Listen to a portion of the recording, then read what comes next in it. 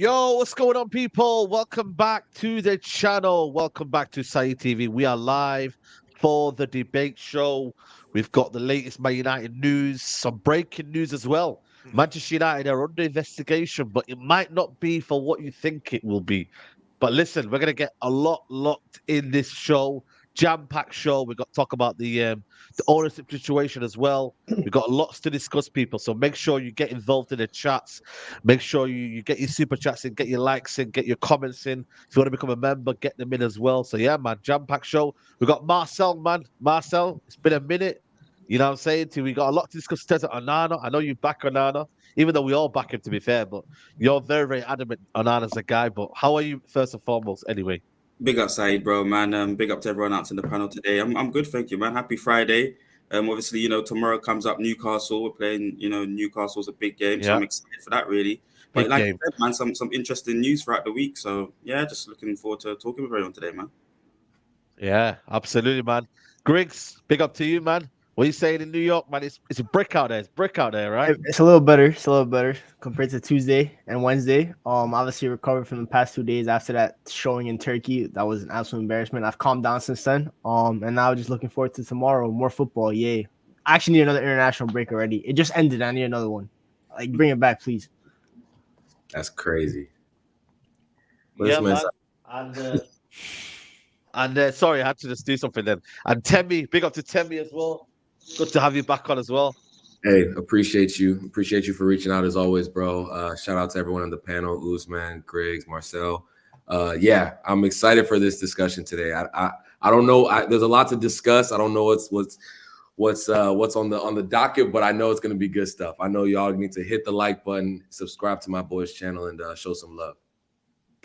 Yeah, man, definitely, man, definitely. And we got Usman in the building as well. Usman, what are you telling him, Usman? Yeah, I'm good, man. I'm good. I can't lie. I'm still pissed off, man. Bro. Yeah, bro. But Delo, honest to God, if I see that guy anywhere, hello. Okay. I swear to God, Martial should have won the game for us, but Delo can't make a 5-yard pass. The absolute bottler. I know. I'm sure we'll get into it at some point. I would have made that with my left foot and I'm right foot, but it is what it is. Yeah, as Kenny said, slap like people, subscribe to the channel. Listen, just want to quickly say this, right? shout out to Saeed, because this guy has to do these watch along. A man's getting clipped up left, right, center. I Everywhere, was sat there everywhere. watching Saeed, right? And I was like, bro, how are you still doing this, bro? Every single time it seems like this down. So make sure you subscribe to the channel. But this guy is here, rain or sunshine, which there's not much sunshine at the moment. So make sure you subscribe, people. Come on, man. Come on. And Ryder just slotted in now, man. Ryder, we didn't get to hear much from you on the Man Them Talk yesterday, so we thought, yo, let's bring Ryder involved as well. Ryder, what are you saying, man? You blessed? Yeah, we're good, man. We're good, man. Big up the panel. Big up Marcel, Griggs, Temi, Usman. Big up, man. It's good to meet you guys. Yeah, let's talk, man. Let's have a little debate. Well, let's see. No, let's go, 100%. Man. Before we get into the main debate, I want to just bring up some news about Manchester United being investigated, and they've been investigated by Trafford Council, which is obviously the borough of where Old Trafford is part of Trafford Council. After guests alleged they became sick after being served raw food during an event at Old Trafford. United internally investigated too. And it carries on saying, Man United's current food hygiene rating is 5 out of 5, but this alleged foul play risks jeopardizing the rating, which could be damaging for a football club that derives revenue from hosting events and selling hospitality packages. So, you know what I mean? It's never a slow news day at Old Trafford. I mean, start with you, Marcel, and then we'll kind of open discussion after that. But Marcel, never a slow news day, man. Old Trafford investigation SC, man. What's going on here, man? What's going on here? What is going on here, bro? They're cooking up the chicken. It's barely seasoned. No kind of proper lemon sauce. Nothing nice on it, and they're killing up everyone's stomachs. I don't know what's going on, man. No. For our club right now, any sort of news is news. So you can just see while we're playing poor performances like that, little things are gonna come out of nowhere. But this is kind of a serious thing, though. I guess. I mean, if people have been seriously ill across the board, it'll be interesting to see what happens from this point. If it is a big investigation and we find out something, proper serious in terms of how the standards are kept behind the scenes, and so. We'll see what happens. 100%. Yeah. And by the way, it's raw, not unseasoned. But again, I get what you're trying to say. Like, first of all, if it's not seasoned, that's getting a low rating anyway. It's raw. The joke went way over bro's head. He didn't peep that joke. Yeah, he didn't peep that joke exactly, man. But you know what it is, yeah? I don't know, man. I just think for me, it's one of them where United is just that news. You know what it is? I feel like Man United have not paid them the refund. So that's where they've come out to the journalist and basically reported it to the Athletic or whoever they've got this news from. By the way, let me just tell you something about the Athletic, by the way, yeah? You know Amad Diallo, when I went to train with him, yeah? Jeez. The trainer only... No, but I'm being serious. This is how good they are at reporting stuff, yeah? So Amad Diallo got my boy to train him here. My boy said to me, don't tell anybody. I didn't tell my mum, I didn't tell my dad, I didn't tell anybody, any of my closest friends. They didn't put it on social media.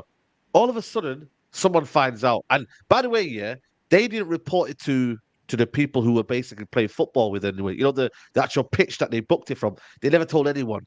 All of a sudden, someone will tell the Athletic or whoever is involved, and they will snitch on them. And then basically that's how they get their news. And I spoke to the reporter who revealed the news in the game against, where did we play in Scotland? What was that game when we played Lyon? Played Lyon, right? And I told him, how did you get that news? And he said, we got inside people. So these guys are good. And they'll report about anything about Man United. Anything to kind of degrade Man United. They will do that because it sells stories. It's anything. If the alarm went off at Old Trafford right now, that is a story. People don't realize this is the biggest club in the world. So you're going to get things like this. Anything is story, man. So I just find it, I'd laugh it. I'm just laughing, basically. The issue is, obviously the chicken wasn't cooked. Because Ten Hag was the chef, the absolute fraud. Listen. Wow. I'm get into, Ten Hag just getting strange for no reason. Obviously, can't cook the chicken, can't get the man to bring a bit of sauce on the pitch. No seasoning football, no seasoning chicken, man. Just sums up My United, innit? And to be fair, the story it probably has been leaked, but it is what it is, man. It just sums up the team perfectly, man. What a brilliant analogy to sum up Manchester United Football Club. Yeah, absolutely, man. But that is your breaking news, people. We won't spend too much time on that one, but that is your breaking news anyway. Make sure you're liking the video. Make sure you subscribe to the channel. Someone said, nah, listen. Allow Grizz, man. Grizz is a good chef, man. Allow Grizz, you know the ones there.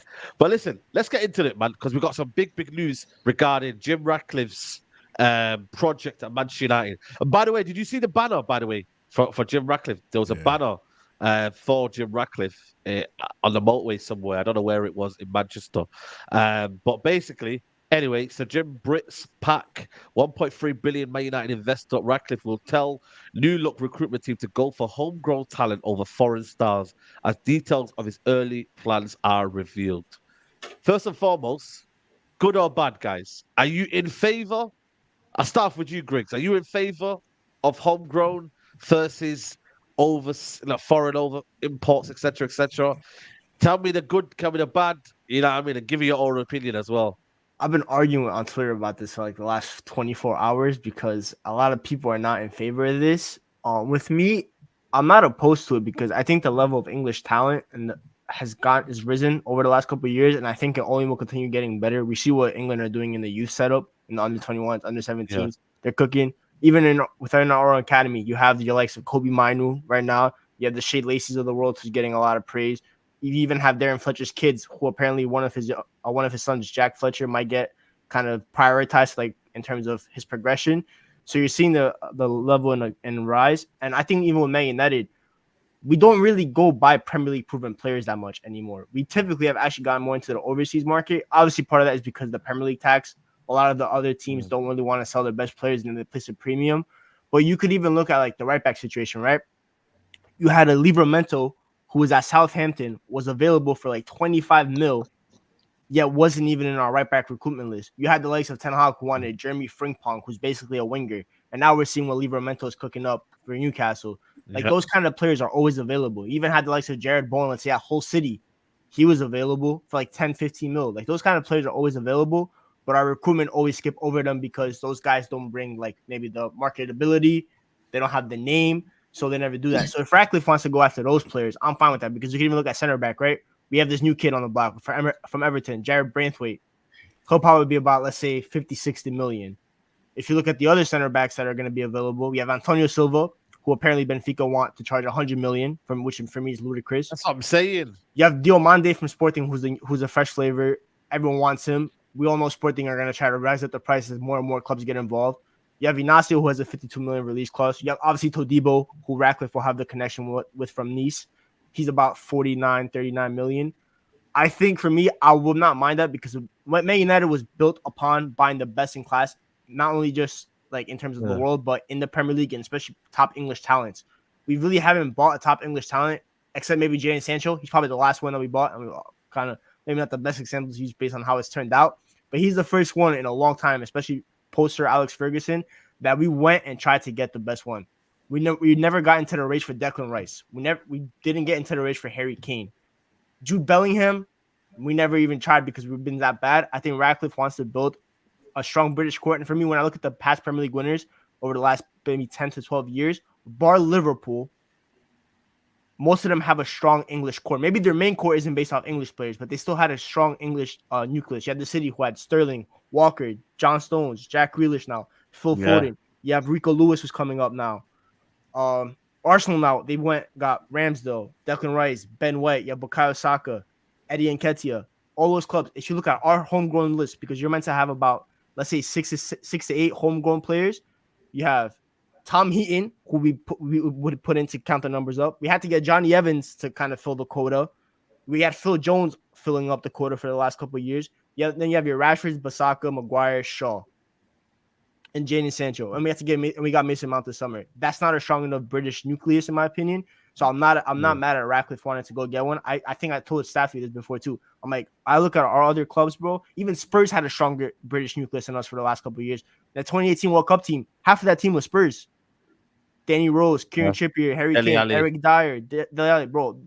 They had that. So I think for Man United, I think that's opposed. But I'm not saying don't go buy foreign players. Like if there's a good French talent, for example, that's available for 25 mil, and there's an English player available for 50 mil, don't prioritize the English player. Make sure you get good foreign quality too, because that has to make up your squad. But I think the British nucleus needs to get built at Man United into a much stronger state.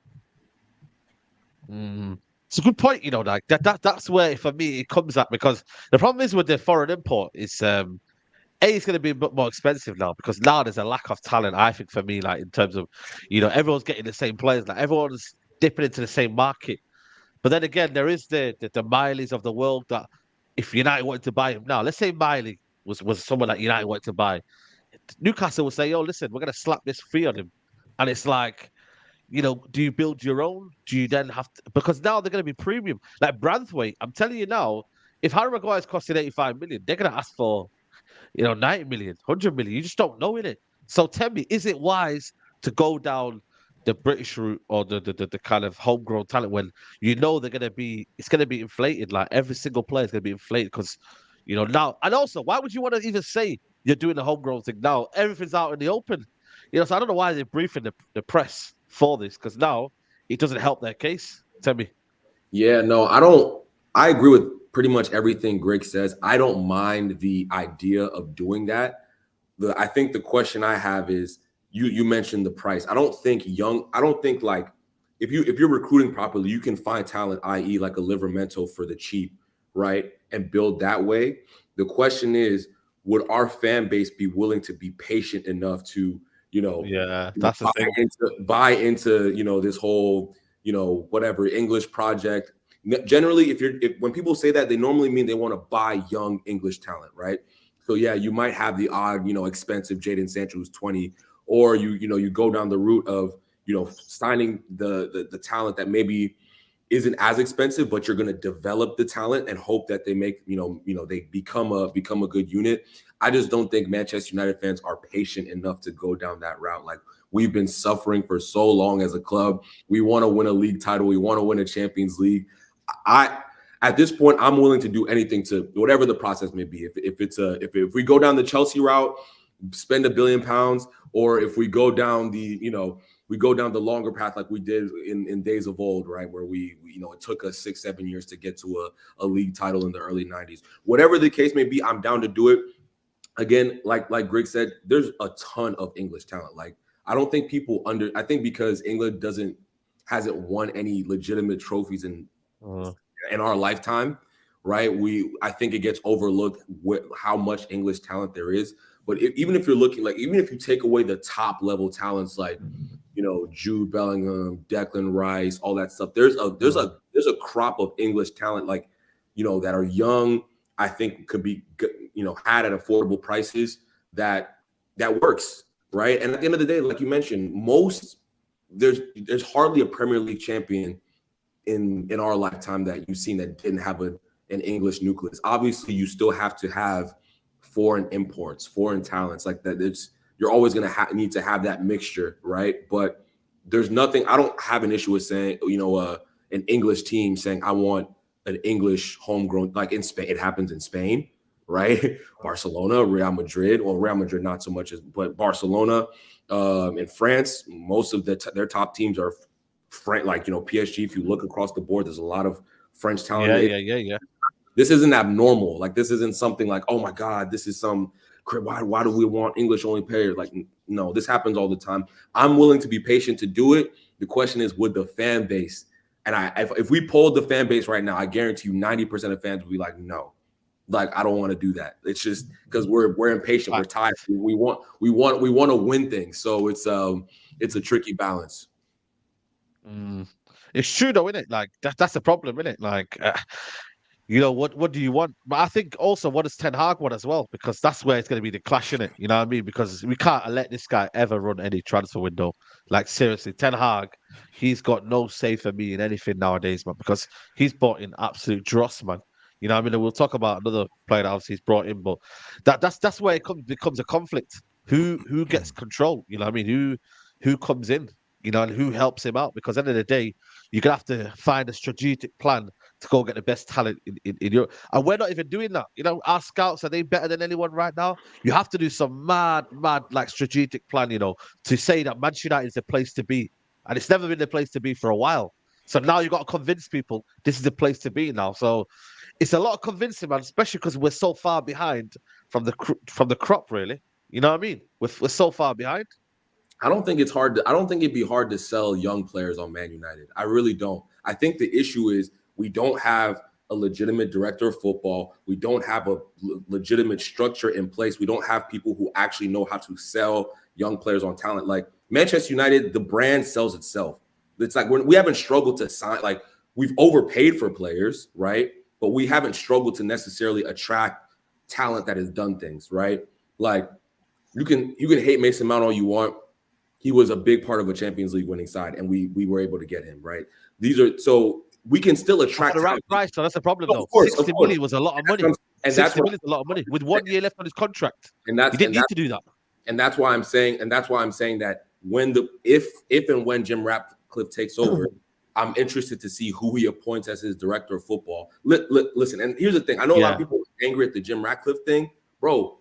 Nothing is worse than what we have right now. Literally nothing. It's impossible to be worse than we are structurally right now. So Jim Ratcliffe comes in, brings in a director of football to work with Ten Hag, but on accident, it's going to get better. Like even if they try to mess it up, it's going to be better because there's nothing worse than what we have right now. It's just a fact.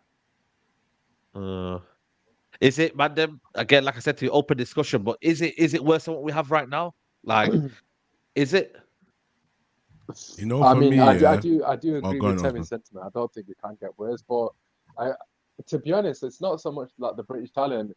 I would just say whatever Brighton are doing, can you just copy and paste that by any chance? Like, because their recruitment is outrageous. I mean, the amount of top quality players that I think, obviously, a lot of people go on about Brighton, but you actually, obviously, they talk about the players that they bring in, but you actually have to look at the players that they've actually lost, and they haven't really felt the loss, which is the most impressive thing. I mean, obviously, Caicedo's at Chelsea, he's not really covering himself in glory at the moment, but they literally lost all of the top talent, similar to how Monaco did.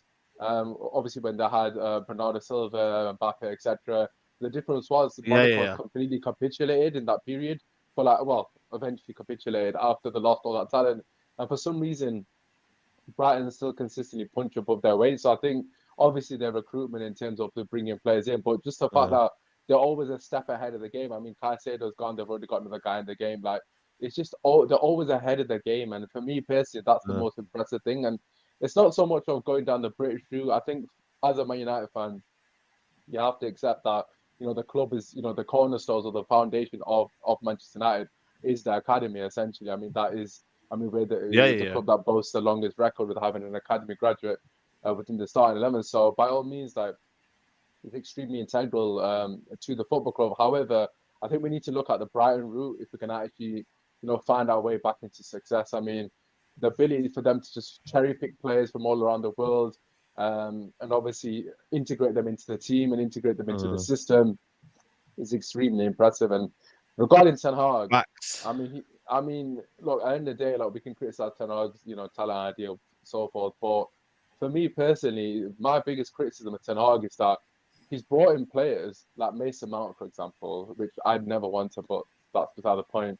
He's brought in players like Mason Mount and Amrabat, and he doesn't play them. I mean, you're bringing in players for a lot of money, but it's quite apparent that everyone knew when Mason Mount was coming to the team, how does he fit the system? I mean, that's the biggest criticism of this summer window. We signed so many players that don't really fit a philosophy and don't really fit an identity. And whatever happens from here on out with Sir Jim Ratcliffe, we need a clear identity. This is how we want to play football, and these are the players that we're going to bring in that are going to benefit that system. I think more so than just cherry picking, obviously, British players, so to speak, we need to have a clear philosophy and identity. And like, I'm not really interested in big names. I'm interested in, let's just say, Jurriën Timber, for example.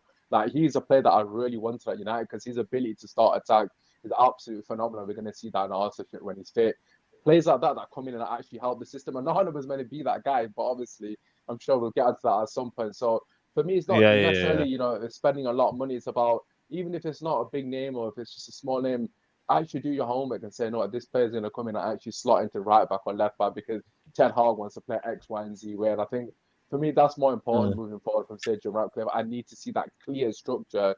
If we're playing possession base, we're playing transition, we're playing counter attack. Who's good in the transition? Who's good in counter X, Y, and Z? Okay, this player's going to slide into DM. This player's going to start in right back. I don't care if you don't want him to know. Profile, isn't it? For that. And I think that's the most important thing. That's what we don't have, man. Yeah. It's just struggling. Yeah. Rhino, you're going to say something there? What was you going to say? No. I completely echo what Usman is saying. For me, it's more about the logistics and the structure around it.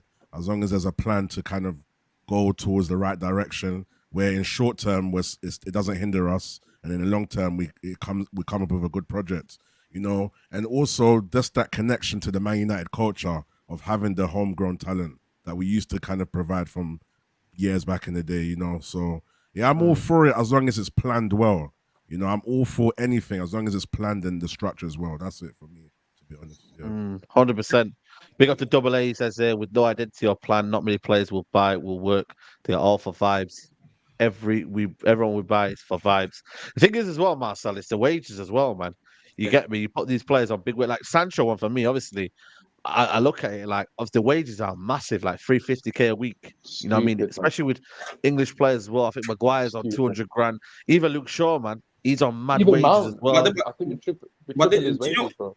Do you know what this is, Usman Said, and even Rhino? I agree with you guys in the sense that the structure's there, that it needs to be a structure and a plan. But, for example, that's Glazonomics, Sancho's wages, Maguire's wages. That's previous Glazonomics that Ten Hag has to deal with and get out. And then in terms of Mason Mount, Usman, he was part of a system. He was meant to have 2 8s and a 6. Kobe, you can see, was going to be a perfect holding 6. For a Mason Mount and Bruno to go and express themselves against Wolves. I don't think Mount can play enough this. I'll be honest with you, Marcel. I can't lie.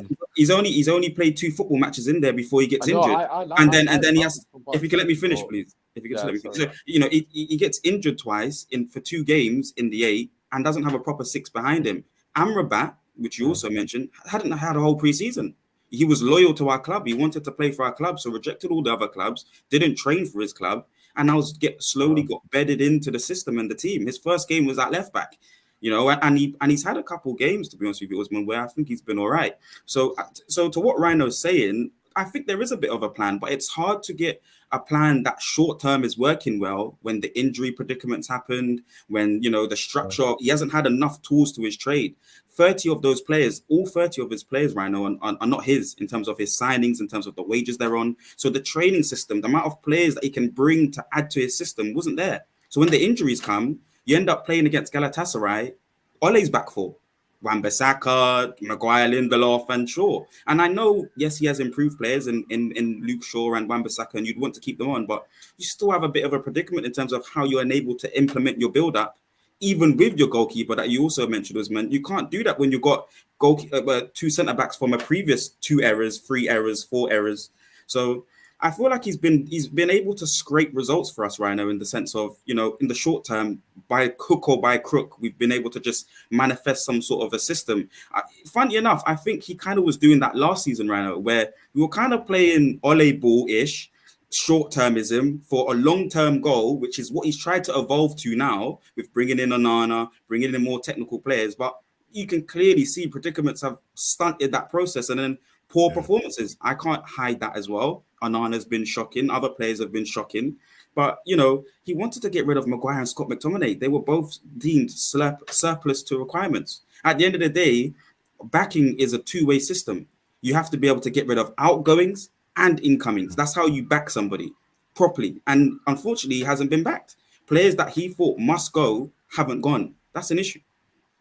Yeah, you know what it is as well. Because I think I was in and out of the chat, so I probably took the context wrong. What I was answering was more of the whole homegrown thing in opposed to the Ten Hag plan. So when I said there needs to be a plan, it was more towards the homegrown idea in opposed to what the plans of Ten Hag. But with Ten Hag, I echo you, Marcel. I feel like the situation around, he hasn't made it the best himself, true, but at the same time, there's a lot of circumstances around where he hasn't been able to have that consistent run. So I agree still. Yeah, I appreciate that, and his in-game management is shocking, or he doesn't understand it for how the Premier League is run. He doesn't understand this league, so he's gonna have that teething period. He doesn't know how to shut up shop like other world-class managers. He's growing through that process. But if you're talking specifically on the homegrown issue, that's been our DNA. Andy Cole, Teddy Sheringham, Wayne Rooney, Carrick. Alan Smith. We've always tried to get some of the best English talent in. So for me to hear this news now, it's just us reverting back to foundations and basics that allows you to be one of the best marketable teams in this country and most probably in the world. I agree with what Griggs is saying. That English nucleus has to be at the creme de la creme level, and currently it's not when you have Maguire. Also, we should. No, the thing is that also we should just play on who's good enough to play for Man United. Like this idea that we have to have homegrown, like listen, it don't really faze me as long as we're playing good. Listen, it would be nice to have a local. You have to have a homegrown. Playing. You're forced to have a certain amount of homegrown players in your squad, no matter what. So why not make sure that those because let's say I think you have to have the maximum amount of foreign players you could have is 17. After that, it has to be homegrown, and academy players do not count if they're under 21 because that's a different registration. So if it's 5 to 8 homegrown players from whether from the Premier League, whether they're English or whether they qualify under the different license, make sure that those 5 to 8 are the best in class. Don't make up numbers with like your likes of Johnny Evans. Because I know someone said he's not English, but he's British. The quote is British. It's not just English. So you have your Johnny Evans, Tom Heaton, Phil Jones. Those guys are just for numbers. It's like when the NBA roster has 15, but they just throw some random guy to be the 15th guy that's just a cheerleader on the bench. I don't want to have a cheerleader on the bench. I want my 23rd guy in the squad to be able to provide an impact for me when he gets called up. That's what I want. So I want to make sure those 5 to 8 players are the best in class. Yeah. Can I just come in regarding the Mason Mount thing? I think for me personally, I think regarding the Amrabat, I'll give you that. I think to be fair to Amrabat, he's not really had a fair run. I think for me personally, I actually quite like Amrabat a lot. But in terms of Mason Mount, I actually think he's kind of bottled it, to be honest. Not Mason Mount, Ten Hag. I think obviously he had that period where he's injured, come into team, had a couple of games, not really worked out for him. And then basically Ten Hag just reverted to type. And Mason Mount was injury free for quite a while. Let's not sit here and say that he's been injured the whole time. There was like at least 5-6 game period where he just sat on the bench, not being played in the position where apparently that's why he was bought to play. I think for me personally, and my biggest issue with Ten Hag is, of course, some players aren't capable of playing a certain style of football. I understand that. Of course, in terms of the defense, Martinez, we all know, is a massive miss. He's brilliant within the first phase, obviously starting attacks, etc. And he's a massive miss. I think we'd all agree on that. But I think for me, Ten Hag still has to stick to his principles. If you brought Mason Mount in, to play him as a double 8 with Bruno Fernandes with the 6 behind him, why did he give up on that so quickly? As soon as things didn't go his way, it wasn't working for me personally. I do actually think Mason Mount has been somewhat hard done by. He hasn't really performed particularly poorly. But he's been put in a position, in a role that he's not really particularly familiar with. I mean, he's not really an 8. He's more for like a 10. Obviously, in Chelsea, he was playing in a 3-4-3 as one front 3. So it was a completely different role. That's the issue as well, though. He was, he's the issue as well. He's not really had those defensive responsibilities. In a Chelsea shirt, obviously, he went to Derby, it was brilliant.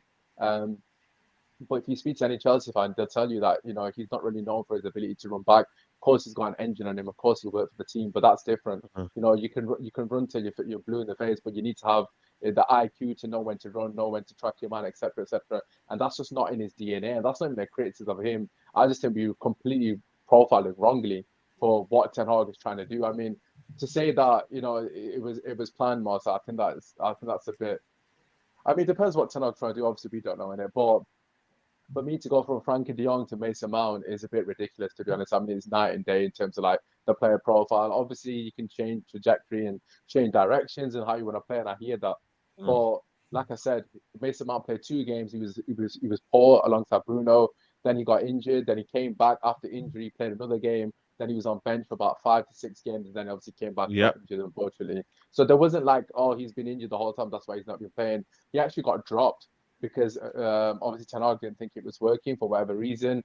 And for me, I think that's where my criticism of the manager come. I think, obviously, I expect him to change things if they're not working. But at the same time, you paid 60 million for this guy.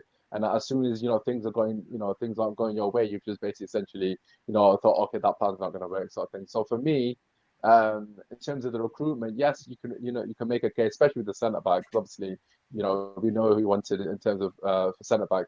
Obviously, you went to Bayern Munich, but for me, you could definitely make a case for centre back. For the midfield, I don't actually think Ten Hag's got an excuse. He got Amrabat in the end. Yes, it's not a preseason, but then he also got Mason Mount. He actually technically got 2 midfielders. I would expect us to play a set of football if he's got 2 out of the 3 midfielders, and a lot of people here would say Bruno Fernandes is great. So he's got 3 good midfielders in both people's eyes. So for me, I do quite a bit slack. He has had a lot of injuries, there's not that much rhythm in selection, but at the same time, in terms of the midfield, I think he's just got it all wrong, to be honest. And I think we saw that in Galatasaray in the second half as well. Yeah, but we have been linked with that French striker. I don't know if you know who he is. Guirassy, is it? Guirassy? I think I saw something about it before, but I don't know. I don't know much. I don't know much. I don't know who that is. I can't lie. And I watch French football for Stuttgart. I think he's second in the Golden Boot race there. Yeah. So again, like I said to you, I don't know what United are trying to do. They're trying to wait for the Glazers to come in. You know what I mean? This has come from Plettingol. Apparently, Manchester United are interested in signing Sahu Guirassy. United is a serious option for Guirassy once it becomes concrete from United side. They are informed about all the details. See, I still think Man United need a striker in January, but apparently his release clause runs out soon. So if you don't get him before that release clause runs out, then you're not going to get him for that amount of money, which is, I think, his release clause 17 million, is it? Something like that? Yeah. I think it's around there. You know what I mean? So I personally not watched a lot of him. I don't know if anybody's watched a lot of him, but United, I do think the United need a new striker in January. But again, it just comes on to priorities of what Man United do. Do we spend money now, or do we wait until the full recruitment team has come in? You know what I mean? And then you kind of do it. Is that what you're thinking, Temi? Let the recruitment come in, then do it then, or do you want players to come in January? It's a difficult one, isn't it? I would, if given the choice of waiting till a new director of football, all that stuff comes in, let's say after the transfer window, but we're not going to make any signings. I'd rather do that. I'd rather wait. I don't want any more money spent by the Glazers or with them having the reins at the end of the day. Like, I'm tired of that. Like, I agree. As much as most people know I still back Erik ten Hag. He's been terrible, in my opinion, with a lot of the decisions he's made in the window. Yeah. But what the job of a director of football, one of the jobs is to save the manager from himself. So because at the end of the day, the manager has so many other things he's worried about. Like, you have to have that structure in place. If we go through another, again, in the January transfer window, what we normally make 1, maybe 2 signings max, right? I would rather suffer through this season and then have the proper people in place making the right decisions than the bullshit we've seen for the last 13 years. You know what I'm saying? I'm just, it doesn't make any sense. It doesn't make any sense. Like, okay, this Guirassy kid or this Guirassy, I haven't watched too much of him, so I can't speak to him, but we need a striker, probably a striker that's better than Rasmus Højlund, if we're being honest with you. And that's not disrespecting Rasmus Højlund. I'm just saying for competition purposes. You know what I'm saying? If we're being real, the whole front three needs competition. Martial's not it. You know what I'm saying? As much as he's going to leave anyway. He's going to leave anyway in the summer. Like, we need viable competition because we do. There's, at the end of the day, we can complain. There's talents in this team. There's no arguing that. We overachieved last season and finished 3rd, got to 2 finals, and that was us overachieving. Now, if we had done this window right, this past summer window, and done the right things, who knows what position we may have been in. But again, it's because we let certain people run the show. And now the Glazers can say, oh, well, we didn't. Erik ten Hag has the power, right? We gave him the power to make these choices, so they're kind of like, they have their hands back like this, and, they can say whatever the case may be. But again, I would wait. I know a lot of fans don't want to hear that because we're trying to save this season. This season's a wash. I said this the last time I was on your channel. It's like, this season's really a wash. If we win a cup, cool. We probably won't. The top four should be the only thing we're thinking about as hope, because we're not winning. Well, not even trophies, nothing. We might get the FA Cup. It's possible, right? Champions League. Let's be real. Come on, look how we look. Yeah, we're probably out. Yeah, you're right. Let's keep it a buck. We're not winning the Champions League. Even if we got to the Europa League. Even if we got, you really think the way I don't want to touch that Europa League, man. I'd rather be out. So yeah, bro. If you're gonna do something, just get out. This season's low key kind of a wash. Let's just get top 4 and reset. Like, I'm gonna keep it real. Like, I know people don't like to hear that, but we have been awful. the fact that we're even 3 points or 4 points off of fourth, I can't even believe it. The way we've played, we've been playing like a bottom half team, and somehow, some way, we're in the top 6. I can't even wrap my head around it. So let's just. I don't know why. I don't know you guys. You know, my British peeps. You guys have. I'm sure you guys have some intel. Like, why is it taking so long for this Ratcliffe, stuff to materialize? Like, what I don't know. It might not be. Apparently now it's not a lawyers. Like, that's like the latest rumor. About lawyers. Apparently he was on holiday. Apparently he was this. Listen, man, nobody knows, innit, man? Let's be honest, man. Nobody knows what's going on. Guesswork, man. You know what I mean? It's all just paper talk. It's all just Muppeteers trying to put things out there, and you know what I mean? They're the PR kind of, you know what I mean, for them and whatnot. Like, it's just all of that. Like, we don't know anything that's going on right now. They said Thanksgiving. Bro, where's Thanksgiving, man? Thanksgiving's gone past. They said it's not gonna happen in Christmas.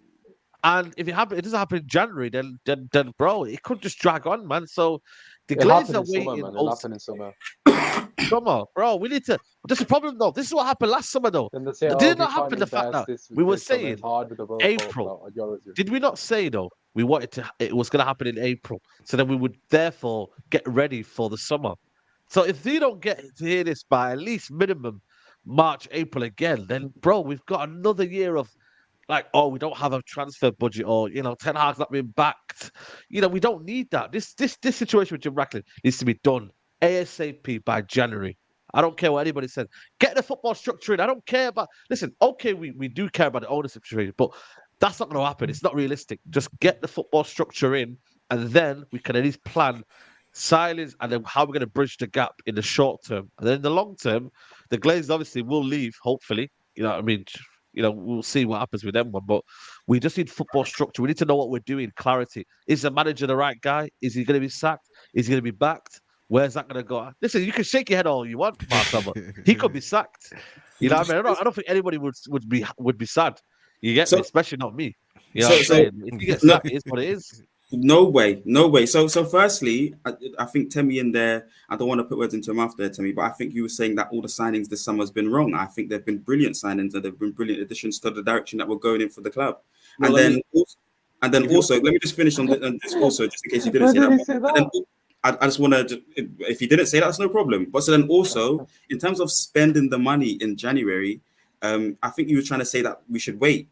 And on what premises should we wait? Because I also think the structure is important, but we can't allow Ten Hag to make new signings. We can't allow Ten Hag to be leading. I disagree with that. So what I'm trying to get to is I heavily disagree with that, just because of the urgency of in which we need to get players into the club. So I believe that the structure. What urgency? What urgency? He's bought Sabitzer in, he's bought Veghorst in, he's bought Amrabat in, he's bought Mount in, he's bought 2 good signings into the football club, and that is probably Lisandro Martinez and Casemiro. Everyone else was still question marks about him signing. Yes or no? Well, so Sabitzer and Weghorst, what you mentioned firstly, they're loany deals because of the Glazonomic situation. We don't have money. We're not able to purchase. So that's why I'd rather wait. So he's done a cute business. that helped us. Weghorst was a cute business. That helped us. That helped. No, a cute business. I didn't say good business. A small, smart, clever decision. Weghorst helped a little bit. That was useful. Yeah, that helped out in certain games. In a 10 against Barcelona, he paired up. Yeah, of course. He was useful. Marcel, the bigger picture, what I'm saying is that I don't think Ten Hag should be allowed to be the lead in the recruitment. He shouldn't get a say in any other signing for the rest of his career. He should actually get no say in any signing for the rest of his Man United career. I'm not even joking. I disagree. I understand that the structure is more important than the situation right now with Ten Hag. So eventually, he should be his reins and his power with transfers and his talent ID that people say it should go, and we should get a structure. He was best under Overmars. People saying that. So I understand that fully, but the urgency to get quality in this football club as soon as possible means that he should be allowed to maybe get into that January window if we can't get the Sir Jim Ratcliffe structure, and he should still have the reins and should still be able to get one or two things done. Do we have the money to spend quality in January though? When you look at the players, look this Guirassy, man. The only reason we're linked with him is because he's second in the Bundesliga in goal scoring. I bet you Man United have not heard of him before this past season. They had no chance of knowing that. And he's even that, he's overperforming his numbers by, I think he's the striker that's overperforming his XG by the most in the top 5 leagues. I just saw a video of that yesterday on Twitter. So we're linked with that. When this club could have gotten Marcus Thuram in the summer, who was available on a free, and this club didn't do anything about it. Yeah, bro. So why are you going after the striker now? What is the point of that? I want to respond. Are you saying that we have money? Marcel, we don't have money, so there's really no one realistically in January that you could really sign that will actually really massively improve us and that fits this vision that the football club. I want to respond to what Marcel said earlier. Like I wasn't saying that our transfer window was completely horrible this summer. The point I was trying to make was the way in which it was run is a lot of the reason why we're in the position that we're in, right? And back to the point of the urgency for me. This sounds really bad. I think with the squad we have, we can probably still make top 4. It's going to be ugly. I think we can still make top 4. It's going to be ugly, yeah. It's going to be, but it's going to be ugly. I don't think there's any urgency to quote unquote add because first of all, we're not the chances of us signing a player like i.e. a Bruno, right, that can completely revolutionize our season and spur us into like he did. Again, y'all know how I feel about Bruno, but that signing was in that moment was a very good signing for what we needed for that season. I don't think we're replicating that. We're not going to replicate that. What's going to happen is we either sign, a Weghorst type, right, or I like Sabitzer personally outside of the injuries, but the chances of us getting that profiled, the chances of us getting that quality in January are slim. And again, I like Ten Hag. I just think he needs balance. Like there's in other sports, I don't want to talk about other sports, but we've seen where a really good coach gets the reins, becomes an overseer in terms of making decisions about players, and they do terrible. I don't think Ten Hag should be put in that position. Focus on what you do well, coaching, right? Last season, every player overperformed, but now that he's focused on all of this other stuff, it seems to be overwhelming him. That's what I'm saying. So I'd wait. Every player didn't overperform. There was players that are still at the club right now that are surplus to requirements that he needs to get out in January immediately to bring back in certain qualities.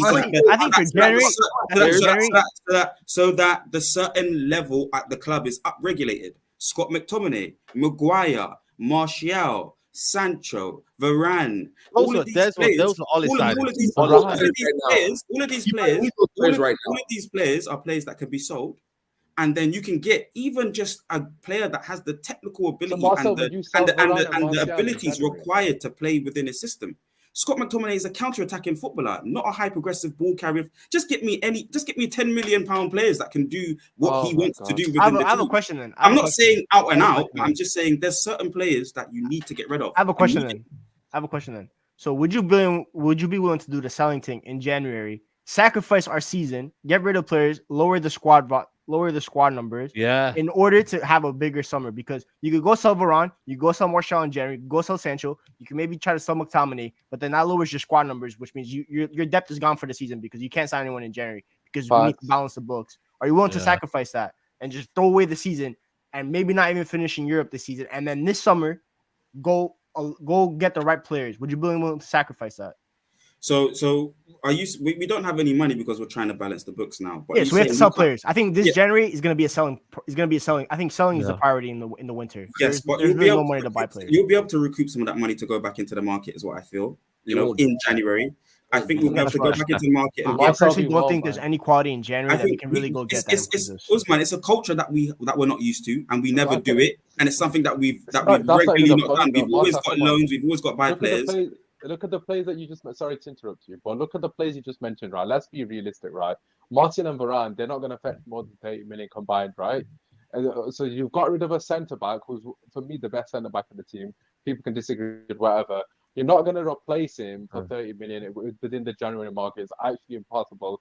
Then you got rid of Martial, right? Which, let's keep it real, you're looking to get 5 million for him. That's in this day and age. He's got 6 months left. That's not disrespect to Martial. I'm a fan of him, but let's keep it 100. You're gonna let's just say you get 8 million in wages though. Let's just say you get 10 million, right? Let's say for argument's sake you get 10 million max. But you've got 30 to 35 million for two players that are, to be fair, in Varane's case, very important to the squad depth. In Martial's case, he's definitely still got a role to play, whether he's fit or not. And you're going to get rid of them two players. And you're going to try and replace them in the January market, where it's notoriously, and I'm not even talking about this year or last year, I'm talking about Premier League years in general. It's notoriously known to be the most difficult window to do business in. And then everyone's going to know Man United are desperate for players. There's already Man United tax on top of everything. Bro, you're not going to replace both of them for less than 50 million. It's actually when's the last time you're going to have to bring in a loan either way. And to come back to your original point, Marcel, which was don't hold out for the structure. To be fair to you, that's fair. Yeah. But for me personally, the reason I'm not trusting Ten Hag to go and spend another 50 million that let's say we sell Scott McTominay or whatever, because he's got a track record of wasting that money. He spent 85 million on Anthony and 60 on Mason Mount. Anthony cost us more than Jude Bellingham. Yeah, taking the piss. Yeah, sorry to cut you, but Anthony was originally meant to be 40 million. It was the Glazonomics means that we're not backed. But the Glazonomics means Ten Hag's not backed, and then you purchase him at 85. Marcel, so let me just get this right here. Can I just understand what you're trying to say here? To get rid of players, like Maguire and all these lot, yeah. But everyone has told you, why don't you use this time to get rid of the players instead of going spending more money? So I don't understand it where you're sitting on, Marcel. It's like, we're trying to tell you, get rid of the players now in January, whatever you can now, and then wait. And then later on in the summer, when it's the real time to do things. I didn't get to finish. Usman jumped in. I was going to agree with what Greg said, but then Usman spoke. So okay. I didn't get the chance to show what I said. I've just now responded to what Usman's saying. But on Griggs's question, yeah, 100%. I would prefer if you sell the deadwood now, which we should have done in summer. And then you maybe play your youth players. Then you play your youth. Your Handaballs gets more minutes. When Ahmad's free, I think people were saying that across the front line we need competition for places. I think Ahmad's a good competition for that right wing. But you get the players in, Hannibal in, other players come in, and then you maybe focus that because Usman, for argument's sake, was saying maybe there's only 50 million to spend plus maybe one or two loans within the January window. You then spend that on your centre back, and you get maybe another player on loan with an option to buy or something like that. But they have to be more clever with it. The Glazonomics hasn't done it well, so then you maybe trust Ten Hag's talent ID one more time. That's the urgency. I hear what you're saying. That's okay. That's okay. People might want to hear that. That's okay. People might not want to hear that, but that's okay. Hold on, Timmy. Or like my main priority is get the structure in. I'm always agreeing with Rhino and I'm always agreeing get the structure in first. But for me, there's just an urgency to get players in. If people are going to disagree with that, that's okay. Yeah, just to reiterate here again, the interest apparently is confirmed. So yeah, man, 20 million in January. So that's what it will cost us if we go get Timo Werner as well. Listen, I don't know what United fans are talking about Timo Werner, mate. We cannot. He's another Rashford, man. I don't want another Rashford at the football club. He's a shit Darwin Núñez, bro. But this is a typical Ten Hag. If he comes in, that's a typical another one Ten Hag where it's just a little patch job and it's just one of them till the end of the season. Like, no, for me, no Timo Werner. And I think Marcelo might defend Timo Werner the way he's ready to load up some Timo Werner salvation.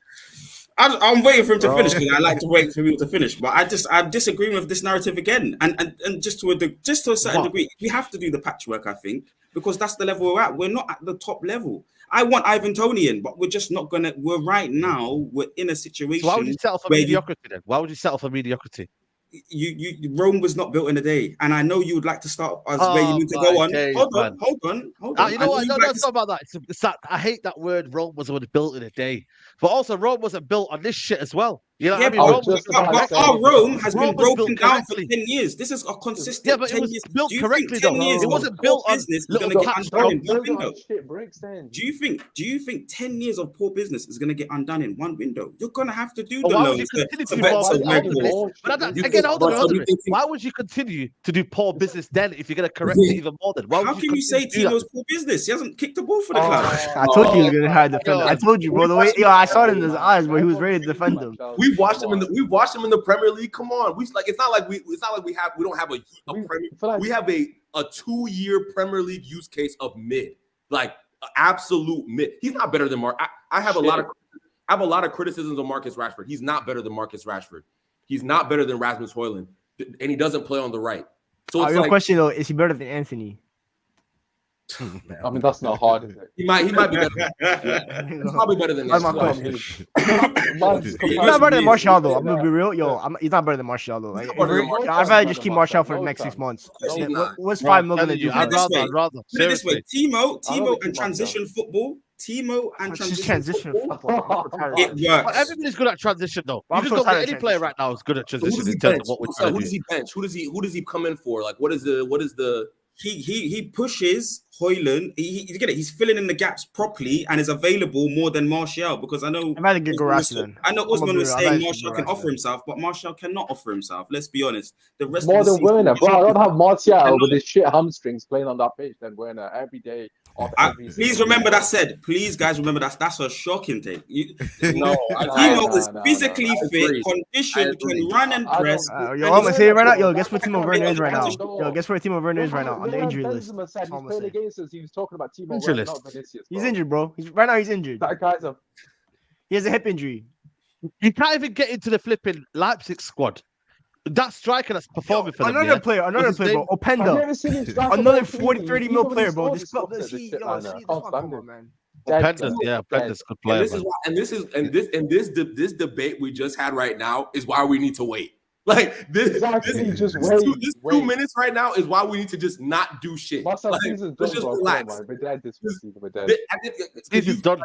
Marcel, you've mentioned Glazernomics and you've mentioned like, okay, we need to do X, Y. Okay, so you said we should sell some players and then use that money to bring in players. Like, when is the last time we sold 2 players and bought 2 players in the January transfer window? When's the last time we did that? When's the last time we did something like that? Yeah. Like a little while. We got to talk about Bruno's season. When Bruno came in, I think we got. Yeah, like we haven't done. Yo, but is there a Bruno on the market that can really bring in and transform our season? Yeah, I'm not saying that there is. I'm just answering the question directly. Yeah, no, but I think my Lord, You go Stuffy. I heard some Timo Werner waffle and I was like, Saeed, what's going on here? Send the link. We want Timo Werner 2023. Is that what we're saying? No, what's good, Marcel? That's what we're saying right now. What's Marcel saying, man? That's what we're saying. I'm not saying I want him. I'm saying he will work within transition football. I'm saying right now we need someone to fill in that gap better than Martial, and I'm saying he can do the job. You know, he tore a ligament last season, was out for a couple months. Yes, and Martial's torn everything and can't run and press. No. Don't get me wrong, I agree with that. But the replacement, he's not been all right. But Werner hasn't been the same physical player that he was in Chelsea. That's what I'm saying. He had a ligament tear, so it's not like you're getting that guy that was running up and down, like he was for 3 years or 2 years for Chelsea. The guy's currently on the injury list for his team, so it's not like you're getting the guy that you saw a few years ago. The one thing that he was praised for was his positioning and his pace, and he's losing that. So once again, I agree with you on the Martial thing, but why are we going for this guy? We should be going for someone completely different. Yeah. If I'm going between 2 injured players, the one that we have right now doesn't cost us anything because he's already here. So leave him better. And he's better. And he's just better. Of course. Yeah. Man, bro, Werner's injured. No way. Back problems, ankle problems. Look how many ankle injuries. Myth. It's a myth. He got a cold. Look, he tore a ligament last year. He's out for 60 days. No, let's see how much the next one is. 8 days. He's only missed 3 games. The other one was back problems 6 days. Bro, he's gonna need to chicken out Old Trafford one time. It's not a horrid injury list to me. Martial's one. It's not like I just think for me, it's one of them where I don't know. I want a United to go, and if they're gonna go in January, go smart. But then you have to go buy players like that would kind of be of quality. But we don't have the money for that, so it's right. You know what? I'd rather just not go and get. If you're not going to get quality, I'm tired of these average signings that have come into a football club here and just not done anything, but just patch it up a little bit, and then we just because everyone's talking about Amrabat like he's washed. Like Amrabat is not a washed player, but everyone now is saying he's washed. He might get sent back in January, bro. He's not washed. That's what I'm saying. He might get sent back in January. Like Amrabat's not a bad player. He's not washed. It's the manager's fault, bro. And by the way, if we send him back, Amrabat needs time. Wait, if we send them back, that's another sackable offense. I feel like I come on at Side TV just to remind you of sackable offenses that Ten Hag has committed. The guy chased them all summer to bench him, and now he's about to ship him back in January. Wallahi, it's peak. Wallahi, it ain't easy. There's no way you sold us this player all summer, and now you want to send him back after you made him fail. Yeah. Oh my God! Stop! This is propaganda. I know what you're doing. Stop propaganda. This is propaganda. By the way, bro, the same manager. Hold on, he benched Anthony. He benched Mount. He's benching Amrabat and about to send him back.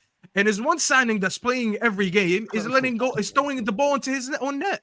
against Yeah, I know. Galatasaray. So what are we talking about? What about this one? Propaganda, What about this bro? one, No, man? I'm tired of this Frimpong. Nah, see, I love Frimpong. Listen, when I I'm talk a about big Frimpong, fan. I use tweet. I'm I a use big quotes. fan. Well, this guy is not a right back. He's a right winger. He's a right He's a winger. winger. Yeah, I know, but winger. still, man. Bro, he's Yo, Hornswoggle's height. listen. We trying to put Hornswoggle Anything in our to right get back, Gallo man. out, man. Anything to get Gallo out, man. I'm not gonna lie to you. He's not a right You back. get me? Bro, he's a right If winger, you- bro. hey, listen, He is if a you right put a back. He's a right three- back. He's a right wing back, but he can play that role. Nah, man. he's not even a right wing back. He's a right wing. He I've doesn't do never that. seen that guy defend 1v1 in my life. I promise Him you. and Grimaldo are playing left winger and right winger for Leverkusen right now. They're not playing as a. If he played right back, we would concede we conceded a ton of goals this season. You want a right back? Yo, you want a right If you back? have a Go get bad that. manager, because of Go your get guy that kid we played 2 days Lindelof. There you ago. go. No, if you want a right back, go get that kid that we just played 2 days ago. Y'all pass right. That's your boy. Go get him. Yeah. That's a good boy. You know what? Yeah. This segues back into the Onana situation because you might watch Kovar yesterday, bro. Kovar, listen, he could have been literally better than Onana. You never know, you know. I don't know. I'd side. I don't know if you remember. I was telling man about cover. You know when I You I was was? telling man I about. remember. It. It's mad, bro. It's mad. Stupid. I The don't guy get was it. You know what I'm saying? stupid. So, Let's talk about Onana. Let's do it right now. Let's get it out. yeah, go on. You start, Let Temi. me You start, start, let me Temi. start. Let's do it right now. Before we start with him, let me bring in 1 second. I'm gonna bring in this comment from Ten Hag, basically backing his guy, and basically saying he's a strong character. He'll deal with it all over. In the 5 months, he's done so well. I'm not sure about that, mate. If you analyze it so well, then you see he's the second best keeper in the Premier League based on stats. He's expecting prevented goals is second best in the Premier League. You know what's mad about Ten Hag? Yeah, he uses a lot of meaningless stats. You know, I don't know if you guys noticed here, but he said something as well before about like he loves like I don't know, man. Use your eyes, my guy. We hired man. a Twitter tactical. Is that what you're saying? We hired a Twitter tactical. Bro, that's what We had we a- on you know YouTube. what I'm saying? Like, We on YouTube Like, like I to don't use stats to back our own favorite players. That's literally what he did, bro. That's exactly what he did. He just spoke about meaningless stats to say why he's gonna be okay. Bro, don't tell me that when my eyes are showing me that the guy can't make a save. I don't care about the stats when he's costing Bro. us games in the Champions League. That second goal that he let in from the free kick. Oh, Yeah, the my second God. one's unforgivable, man. I can't lie. Bro, man. who punches that? I love Onana, If you but carry it away or catch it. They're Bro, the only two options. Third goal. There's only two options, bro. You either parry it or you catch it. This guy tried to punch it. What on earth is he doing? Golly. yeah. But you know what? It's tough, The- man. I want to bring in Marcel because Marcel is very, very, back on Onana. Let's do this. Tell me why you think Onana will come good, and you think he's not a danger to Man United in terms of the short term as well. I think in the short term we have a little bit of issue. I think there's a deficiency in his technical ability to save the ball in terms of handling as well. That is a big issue, but we've seen that before in the past with goalkeepers, David De Gea in particular, especially towards the end of his tenure. It was really bad. But at the beginning, in his first season, funny enough, he had a few howlers. Why do I think Onana will come good, or why do I think he's good for the football club in short terms? He's a step in the right direction. He could become our Bravo, Man City. The first thing that Pep Guardiola did was change the goalkeeper. If you want to play total football, if you want to play football, pure football, or be a football purist in a way, every player must be able to defend. 11 footballers on the pitch must be able to defend, and 11 footballers on the pitch must be able to show elements of attacking. And with David De Gea in goal, you can't do that. You fail miserably in that regard. So you must change that immediately with immediate effect. He's gone with his guy. I said Diogo Costa. But he's gone with his guy. We must back him. And at the end of the day, once we get, like I had mentioned, against Galatasaray, we were playing a centre-back partnership from a couple managers ago. Once he gets his players and the whole training session is 30 Ten Hag players, Onana will look brilliant because we'll have better ball retention. Even under Kobe now, Onana's happy to give it out to Kobe. We're going to see better build-up elements. So hopefully, once you have the ball, you're almost defending your own goal. If I know that might sound weird to some people, but when you have the football, it's away from your goal.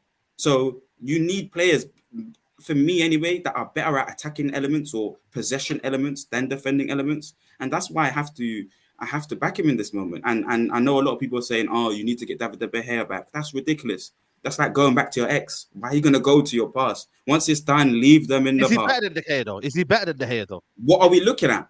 Because I would say no, and I'm going to categorically say no, because what we're looking at and the direction that we want to go in, David De Gea is surplus to requirements in that regard.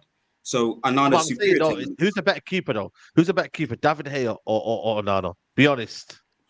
Again, I think for me, keeping, depending on who you speak to, keeping is viewed differently. For a certain manager, goalkeeping is about attacking and defending. Who's a better shot stopper? David David De Gea. Okay. Who's got better reflexes, David De Gea or Onana? I saw Onana the other day fly across the goal. I think it was against Brighton. Wait, hold on. And sorry, Safi, let me finish. So I've seen David De Gea make fantastic saves as well, but I'll still give that to David De Gea. But Onana can improve on it. No. Marcel, he dove early on that second. What was it? The first goal we conceded, the first free kick. That shows you he has no reflexes at all. That answer should have been much quicker. It was 100% De Gea. Because I agree with you on the other aspect. You mean the Galatasaray? You mean Galatasaray for the Galatasaray? Yes, bro. How many times did he get chipped this season because he dove early and then he gets megged or situations. He's so bad. He relies on diving early and getting the right guess because he knows he doesn't have the reflexes. That's one thing. The only thing for me that Onana is good at is playing out from the back, distribution, and that is probably it. Everything else David De Gea cleans him up on. But the problem is, he's better at claiming crosses and stuff like that. Let's talk about claiming crosses. Yeah. I'll give you that. I'll give you that one. Let's talk about the distribution, right? I think his short passing game, outside of the mistake, if we take the mistakes out, his short passing game is really good, right? One of David De Gea's big criticisms last season was every time he knocked it long, it would go to the other team. I feel like I'm seeing the same thing this season. Yeah. That's on the manager, not him. I agree with that. I'm not hearing that. We have a 6'3" striker. Can I tell you why? That's not true though. Hoyland is poor in aerial duels like that. Okay, Hoyland is not good in those kind of aerial duels. For me, it's, again, Onana. We all back him. I think if we're all sitting here, there's not one of us who's sitting here and want him to do bad. I don't think that's the case whatsoever. But he's a 20. How old is he? 27. He's 27. 27, man. He's not getting better. He's not going to improve. Like he's like these reflexes. It's too late. That's going to get worse. Like he is who he is. He's not going to get better. He's not a 20-year-old. Like Costa was he's 23 years old. I think with goalkeepers you can kind of improve them. I'm not going to lie. I think with the right goalkeeper coach, but his reflexes are not going to improve. His footwork and stuff like that can easily. Yeah, but like Edwin van der Sar, right? He had like he caught a second wind, right? He had a new life in his 30s, right? But that doesn't happen often. Goalkeepers can last a long time, but when Edwin van der Sar had a tough period and then he came to Man United and kind of reinvented himself, how often do you see that? How often do you see a keeper go from I'm struggling miserably to I reached the apex? It doesn't happen that often. Right now, I'm gonna keep it a buck with you. I feel like this is the Black Fabian Barthez. Like we've like this is Fabian Barthez. Wow. I said he was Victor Valdez, and people said I was crazy. I said the more this guy concedes chances, the more we're going to concede goals. Victor Valdez was 100%. He was poor. Remember Victor Valdez when he came to Football Club United? That's the most overrated keeper I've seen in my lifetime too. No, Saeed, in Barcelona, he was on a side that always kept possession. Yeah, every time he would concede a chance, he would go in because he wasn't a good goalkeeper. He was just there because of distribution. And this is where I agree with Marcel, and I kind of disagree with Temi on one thing there. One of the rare times I'm going to agree with Marcel, I guess. But he was right. He said it's because of the players around him. And when you talk about his long ball distribution, Temi, I want you to go back and see the first goal that we scored because I saw the replay of that. People were bragging about it on Twitter. It was actually shocking that we had to build up the play like that. Because when you go back and watch it again, it was 5 of our players in our half, and then the other 5 were in the other half. The only reason we scored that goal because it was one of the rare occasions that one of our players won their aerial duel. When you look at it, when Onana had the ball, all 5 of our players in our half were not options for him. So he had to go long. This is not what we bought Onana for. We didn't buy Onana for a long ball distribution because he can kick better than De Gea, but we still have the same players that can bring the ball down. We scored because for once we won it, but that's not sustainable because I tell you what, we won't score a goal like that again for a while. We need to go back to what we signed him for, and what we signed him for is to build play from the back slowly and play the ball on the floor.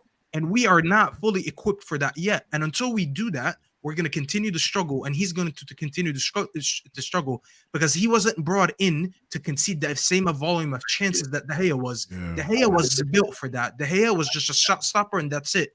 If you're going to give him the De Gea treatment, you can't. It's not going to work. The same way when we tried to play De Gea as a playing goalkeeper, it didn't work because he didn't have that capability. I have a question. He needs that security in front of him. I have a question for the panel. Okay, I know Staffy's not going to like this, but if I hear Lindelof, should we have waited one more season? No. Wait. Let me finish. I was about to say no. Wait. Just listen. Hear me out. Should we have been stuck with the pragmatic style of play for one more season? Stuck it out for one more season. Maybe filled in some other spots. Right. I, in my opinion, if we had stuck with the we're playing a bit more a deeper line. I think in my opinion, we were playing a bit in transition last season. Sometimes not. It depends. We were kind of team dependent, right? Should we have stuck with that one more season and waited it out? I got a better one than that. What about if you said keep David De Gea, you go and get Harry Kane, and you get one more player with that? That's what I'm saying. That's what I'm saying. Make one signing. Marcel, Harry Kane. That's a no for me. I'm not gonna lie. What? What? Are you kidding me? That's crazy. So Saeed, you got an agenda. So no, but Saeed, so like as soon as Ten Hag came into the job, I was one of the first people to say he should have brought Jude Bellingham and Harry Kane in. And people were telling me Harry Kane's too old. People were telling me Harry Kane's too old. No way. This is ridiculous. Go and get someone younger. Okay, be realistic then. Be realistic. You have to be realistic though. No, I hate it. No, but but then later on down the road, once he had that kind of, Ole, like whatever it was season where we kind of overachieved, it was like, oh, we need to get Harry Kane now. And it was like, we should have done that maybe earlier in the process. But the priority is, I think you gotta start implementing your style of football, because people are saying he's a fraud. This is basically the same football, but he's just getting the Warriors all hyped up and they're going out to play. So I think he's done the right thing. The second season now, he's trying to implement his style, but it's just been a rut of a season. We played a record amount of games last season. There was a World Cup involved. He's even mentioned that the intensity within the Premier League season, it's just gone up another gear. Other clubs are now suffering as well. So we have to put all of these in. And I think I wouldn't have gone for Harry Kane and one other. I would have done what he's done now. I still think it makes sense. Just wait for these players to come back. And also, can I add on to that, Marcel, quickly? Yeah, Stephen, let me go in quick. Yeah, go ahead, brother. I think, obviously, the mistakes that he's making, with Onana, I really like Onana, but the mistakes he's making are too detrimental to our club, and that's why we wanted to get rid of De Gea, because we started to make serious mistakes. But another thing that we need to realize is that our players rely on him a lot to pass back to him as well. And that kind of helps us soak up a bit of pressure. So there's certain times, but I feel like we overpass back to him. We over rely on him. So I think once we secure the front four and we become a bit more comfortable in terms of that defense, the back five, I think Onana will improve. But my only issue is these fumbles, that second goal, man, them, come on. I just don't understand it. No, you're right. It has nothing to do with your distribution. Goalkeeping fundamentals are crap. It's just simple as that. It's mad. Whatever goalkeeper you are, even if you're Luton's goalkeeper, you should be saving that, which I agree with you. But why do you think it's happening, though? That's what I want to ask you guys. Why? Put some respect on Luton's goalkeeper, man. He's it's a mentality thing. Statistically, the best goalkeeper. The weight of the shirt is like. It's like his hands go like jelly. Yes. It's mad. It's a mentality thing right now. I don't think that's okay. What's the weight of the shirt? No, listen. You know what's funny? You can't have the performance he had in a Champions League final, and then 5 months later turn into this and not say it's the shirt. It's the shirt. That's something. It has to be something. I think we use this power of the shirt too much. It's real. It's real. The shirt's real, though. It's real, but for that game. No, but this is a guy that sound. This is the same Onana that sounded like he's built for this situation. So it's clearly he doesn't get fazed by pressure. He looks like he's never gotten fazed by pressure. Did you see him after the game? Did you see it? Did you see? Okay, for that specific, yes. For that, the weight of the shirt is too big for him. Oh, because he had the worst game of his professional career. I'd be ready to cry too if I had the worst game of my professional career. He's had like 5 of these performances already. Has he really, Greg? That game that he had on Wednesday night was the worst goalkeeping performance you'll ever see in your life. He literally threw the ball into I mean, our own that- net. that- He's that- had like that- four of them. He's had like four. Griggs, the first No. Galatasaray game, Bro, Griggs, he threw one- the ball. No, He Griggs, threw but the first ball into Galatasaray net say- physically. He physically No. grabbed the ball and like spiked it in the goal. That's what he did. It's mad. He spiked Griggs, it. but Like the he's first Gronkowski. Galatasaray game, he did the same thing. No, when he he gave wasn't the- that bad in that It is game. He was not as bad in that Griggs, game. Griggs, Oh, you know why that Exact one was same worse, goal. Griggs? Listen, you know why that one was probably as bad. I get what you're saying, but that one was probably as bad because that game, this error that he made was a distribution error, which is one thing he hasn't done a lot this season. He's actually had one distribution error, which is his strength. Bro, but So when you those make kind an of error in goalkeepers your make those errors strength- all the time, bro. I've seen Ederson make that bad pass because like he overcomplicated. Alex, Okay, don't Griggs, bring but it. why would you make that Hold error? on, guys. We're talking about the wrong thing here. I don't mind about kicking and all that. That can be worked on. I know he's a better kicker than what people say. My thing is here, how are we going to improve his shot stopping? And to be honest with you, that's what we're I want not- to know, not- man. never Footwork, gonna improve bro. that. We need to get him a goalkeeping coach that can fix his footwork. 'Cause the biggest issue is his footwork. Come on, man. You guys are being Footwork, ridiculous. man. Like, What tell am me- I saying, man?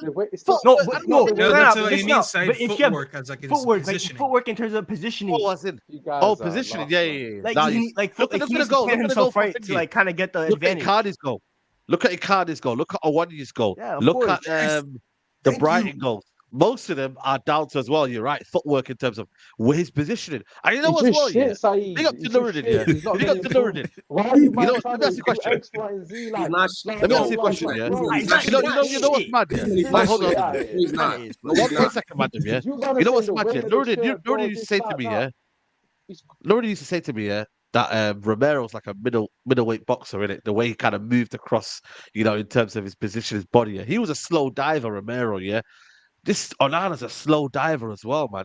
Man is a slow diver, bro. The way he like, I get it. The ones where he got it against Man City, that was quite good, yeah. But bro, the way he like, he dies. It's like yo, Because he like, doesn't you know have what I good mean? Like, it's like- reflexes, Saeed. That's why he tries to dive There early. you go. But when he gets it wrong, he looks stupid, like he did against Galatasaray, like he did against Awuni, like he did in other one-on-one situations. yeah. He doesn't have the chip against Icardi. He knows he can't rely on his reflexes, so he tries to anticipate. When he doesn't anticipate, he just makes a dive for no reason. You know, in pro clubs, when your goalkeeper just dives after the goal goes in, and you're like, And "What you did know, you?" bro, I mean, we conceded I the goal hate that. anyways. That's what he does. He just makes it like seem like, But "Hey, I do tried." you guys think, yeah? Do you guys think it's because he's receiving too many shots, so it's just throwing him off? That is true. Or do you think Yeah, it was of always course, part of that's his the game? problem. Yeah, No, yeah, Rhino, course, that's course, true. course. That is true. But you're still at Yeah, an elite level club. There will be games where you'll concede a lot of shots. So at the end of the day, you're not gonna play your best game. So is it but we need to concentration run- then? Is it not? Is he not It's a concentrating mentality properly? thing. or I agreed something? with you when you said the jersey. I think it's a mentality Weight of thing. the shirt. But No, I don't I think don't it's that. I think think it's it's a jer- I don't concentration think levels. it's a jersey thing, The bro, I biggest can't lie. the biggest thing about a goalkeeper that It's separates the concentration. elite the elite from the good and the bad is concentration. That's why Concentration. concentration. Ramsdale said it himself. Yeah, no, said this is an concentration. awful I comment, man. struggle to He's got an concentrate. agenda against Holland is Ireland, man. chubby. Fuad If Holland Khan's is army chubby, is- then I don't know. It's strong, man. It's strong and Why? lean, bro. Don't know what about that. But you know what it is, yeah? For me, Bayelder, listen, shout out to Turkish. He's in the comments here. Bayelder, I'm starting him tomorrow, man. I don't know about you guys, yeah? Yeah, same. I was actually saying. Yeah, Turkish is there. Yeah, yeah, he's here. Sorry. Oh, no, I Yeah, thought you said that was Bayelder- he saying. I thought you said that you start buying this. Sorry, go on. No, I'm saying I'm starting Bayelder. Oh, I'm you just saying start Turkish Bayelder. is here because he's Turkish, obviously. You know what I mean? He's a national team. He plays for the national team. I would start him tomorrow. I I have would a even question start on I'll Tom start Heaton him as tomorrow. I have a well. question If I'm with being that. honest. Do you I'd risk start going Heaton a if you're gonna bench do, no. do you risk a buying there that's never played for this club before, has no minutes this season, bar for Turkey in an international Risk. competition? Risk. He's had Look no at game Miley. time. You Look at throw Miley. him. Look at Newcastle Yes. So Miley. that's different. Look at That's Kobe different between a Mino. goalkeeper Look and a at about midfielder. Kobe Mino. I'm there's a running difference that. I'm between a gonna goalkeeper- pepper Bro, Onana bro, and bro, they're gonna bro, throw him bro. under the. Bro, there's a difference And between a them- goalkeeper and a midfielder. There's a Why big is there a difference? Why is there a difference? Why is there a Bro, difference? so Tell me. goalkeeper, it's all about concentration, and he has not. He's had no repetition this season. Nah, He has no. He's them never man played are gonna defensive. smell blood Bro, he's and never take played out with his back Onana. in I'm his telling life. you, bro. Griggs, the guy who is in goal, looks like he doesn't know where he's at. Every Yeah, time he bro. You Yeah, look at but- Miley, right? No, you look Bro. at Miley, right? Every Miley played with a goal Miley gets played in conceded, preseason. he's over there looking like, No, oh shit, what no, the listen fuck? to this. No, listen to this though. He's Bro, done. listen to this though. Listen to this though. Listen to this though. You talk about Miley, right? He played in the preseason with that Newcastle team, so he's had some minutes with them. Minu had a whole preseason with us. He's used to playing with these players. This Bayern dude didn't play in preseason for us. He's had That's bar what I'm saying. I'll training. play Heaton. Griggs, if he Bart- makes Tom Heaton makes more bro, sense. I'm Tom blaming Heaton- you. If he makes a mistake tomorrow, I'm blaming you, Greg. I didn't No, pick guys, bro. Guys, here's the thing. If you want to Tom Heaton, Tom Heaton make more sense tomorrow because if you want to play a goalkeeper to make up for the other goalkeeper's lack of focus and he's out of form, play the goalkeeper that you know something about. Said, no disrespect. There's only one Turkish that you know, and that guy's from the Big Six. You don't know this Turkish guy. You don't know nothing about him. I don't know you him, have a better we chance putting Turkish in goal than you're gonna find out. No, but you're gonna find out in the AFCON. I'm apparently now. By the way, you bring in Heaton, Said, not him. That's what I'm saying. No, but the thing is, Onana might want to go AFCON. Yeah, he don't want to go AFCON. Oh, don't say that, man. I'm gonna deport you myself. You're going to the AFCON. And honestly, I'm going there myself. You are going to the AFCON. You know, you're gonna go chill with Cameroon. You're gonna chill over there, and you're gonna go. You are going. I'm gonna find Onana, and you're going. You go. I'm dragging it to the airport. You know when back in the day, yeah, when you weren't doing well. I don't know if this is in my culture, yeah. If you were bad, yeah, your parents would send you back to your home country. You know what I'm saying? So, you going back to, you going back home, yeah. You go chill over there, and you go reflect, yeah. And we're gonna find out what Bayern is all about. That's what happening. I disagree, though, Said, bro. I disagree, bro. Come on, who we should blame if Bayern doesn't start tomorrow? We should blame Ten Hag because Ten Hag didn't put Bayern there that Newcastle Cup game. That was the perfect time to introduce. There you go. Because if he had played in that game, then I would have said start him tomorrow because at least he got 90 minutes with teams like Sheffield United and Luton and all these teams, bro. You tell me you couldn't get one game against them. Yeah, just a bad man in. Game, man. Bro, man. That's what I'm trying to say, man. You can't do worse than Onana at the moment, bro. You can't. You can't, bro. You're talking about the weight of the shirt. You could, technically. You can see 7. Because you think you put up a performance like one second. That's right. Well, I've heard Turkish people say he did that for Fenerbahce last year. Oh, word. Going into game. Okay, hey, you know, I bet. This guy's killing me, man. It's killing me. Big up Trap. People are making excuses for me. Just shit. Like the guy just crazy. He's made the same error for that second goal about 4 times this season. It's only November, so I don't know why we're going around in circles. He's playing against us. He played against us that game. Playing against us, man. I'm being serious. It wasn't a psychological thing. That's just Onana, bro. He's just incapable of making that save. Was he like that for Inter? But he's made the same mistake. Apparently, he was. It was never this bad. The thing is, he's never been. Ajax, he was making a lot of mistakes. Yeah, he was making a lot of mistakes. There was a report made on him. Champions League. Remember the Spurs versus Ajax in the Champions League? Yeah. Bro, he dove so late for those shots. He dove so late for those goals. When you look at the Lucas Moore shot, that shot traveled at like 2 miles per hour. Bro, what are you doing? Bro, go back and watch the so slow. And if you look at that Lucas Moura goal in slow motion, it looks I'm gonna go find it now. Bro, look at the Pogba goal when we scored in 2017. But you know what is though? Against City, he must have been a different guy against City. Then I think he was feeling good that day, man. He had a great season last year, right? And even in his great season, he's never been a great shot stopper. Like that's always been his weakness. At best, he's been average at best. And now we're seeing like. He's got more volume now, so it's exposing it. Yeah, volume is like remember when De Gea was at his peak? We were conceding so many chances. We were conceding so many chances, and De Gea was just save after save after save after save. And this guy can't do that. Even at his best, he can't do what De Gea did in terms of shot stopping. Like I can't realize I was expecting mistakes this year, but I was expecting like kind of like your Ederson mistakes, your sweeper keeper mistakes, where he come off his line too early. Right. He'll do a misplaced pass like he did against Galatasaray, for example. God, I expected those kind of mistakes. I didn't expect my goalkeeper to fumble the ball into the net 3 times like he's a wide receiver fumbling, bro. I didn't expect that. By the way, make sure people like the video. Yeah, there's nearly 600 of you in here. Like the video. Yeah, let's watch this. Yeah, watch this. This ain't it. Oh no, this is the one. Oh, we gotta save that, man. You gotta save that. You gotta save that, bro. It's like he's letting it in on purpose, bro. It's like he's letting it. It's like the ball goes under him. The ball actually goes under him. It's so delayed, bro. I think we're being a little bit harsh in this one. Huh? Go look at the third goal. Hey, can we see it again? Go back to that one. That's the angle, bro. Oh, not that. Is that the one? Bro, he dives like so weird, man. Leave it. That's what I'm saying. It's only 3 minutes. His fundamentals are off. His fundamentals. Come on, bro. They're gonna show the replay. There we go. It's that's a good shot. It's quick with pace in the corner. That's a good goal. Pace in the corner, man. What you guys that was the 2 anyway. That was it's the third goal. It's the third goal. That's the worst one. It's the third goal. That's a good goal. That was a good goal. That's a good goal. That's a good goal. That's a good goal. This is the one we're talking about. This is the one. This is the one. By the way. Oh my god. This one you're about it. Yeah, Come that on, one. bro. I need to see another angle. I need to see another angle. I don't know. I think it's very good placing. Gotta if I'm save being that, honest. bro. I think That's it's placed, man. Look It's a at place it's well shot. placed. It's coming. Yeah. It's coming now. It's coming now. Look here. Here. That's Nah, It's the way he man. dies, man. Nah, it's Nah, always it's like placed. that. You can't say placed. that. It's the way he dies, Look man. what you lot, It's the way man. he Look dies, what you man. lot trying to do. Because of one period. Because of a bad period. Nah, because of one bad area. He's not even played 40 Bro, games I'm with the tired. club. No way, I'm man. They're tired gonna already. do I this. think that's a little bit harsh. I I think He it's dies over the ball.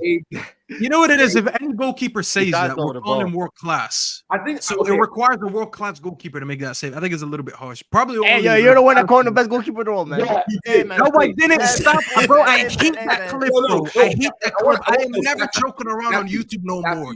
These I'm calling- policing people out there clipping me. calling you I'm out right never now. being shameless on YouTube again. Staffy, I'm calling you out right now because you've been tweeting wild about this guy for the last. He had a couple good weeks, right? And you got rid Nah, of 2 months. 2 months. 2 months. He's had a good 2 months. What, against Sheffield United and Luton? You got I Giddy. Yeah, tweeted no once. way. He After said, the Everton game, I said he's been top three in the league, and then he Okay, shit okay, on me. guys, What do you want me to guys. do? Not tweeting no more. I want everyone to give me their midfield three, by the way, because it's always discussion top here. Give me your midfield three, and then we'll go into the front three as well. So give me your midfield three, everyone. Marcel, you start first. Midfield Are three. we Tomorrow. talking about for tomorrow? Tomorrow.